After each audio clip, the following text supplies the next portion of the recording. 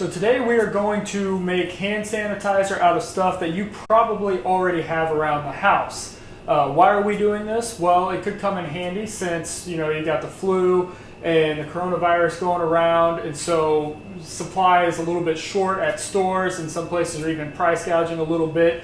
So this will come in handy should you need to make some on the fly while you're at home. What you're going to need is 3/4 cup of rubbing alcohol, a 1/4 cup of aloe vera gel, a mixing bowl, spoon, measuring cups, an empty container for the gel, and something to label your sanitizer with. There is an option that you can add for fragrance, and that will be some sort of essential oil. So you'll start by mixing your rubbing alcohol and aloe vera into a bowl. Mix it up pretty well until it's thoroughly mixed and well blended. And from there you'll add up to 10 drops of whatever essential oil that you want. And then you'll pour your hand sanitizer into whatever container you've got. A few quick notes. The CDC does recommend that whatever hand sanitizer you make or buy, it has at least 60% alcohol content.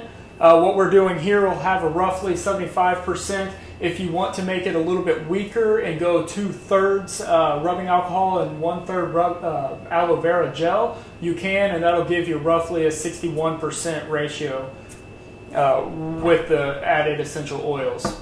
Also, washing your hands is obviously best practice for everything that you do. If you can't wash your hands immediately or just touch something you're like, I probably should sanitize my hands, do that immediately if you cannot wash your hands at that moment. So let's get started.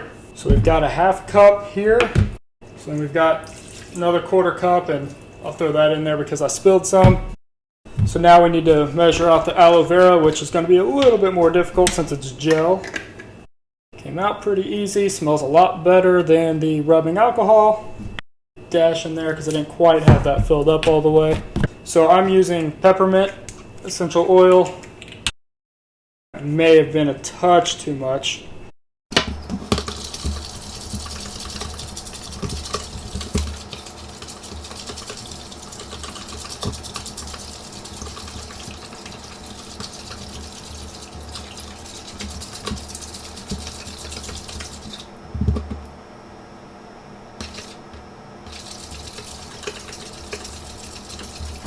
Or make sure that your hand sanitizer is mixed up thoroughly prior to pouring it in.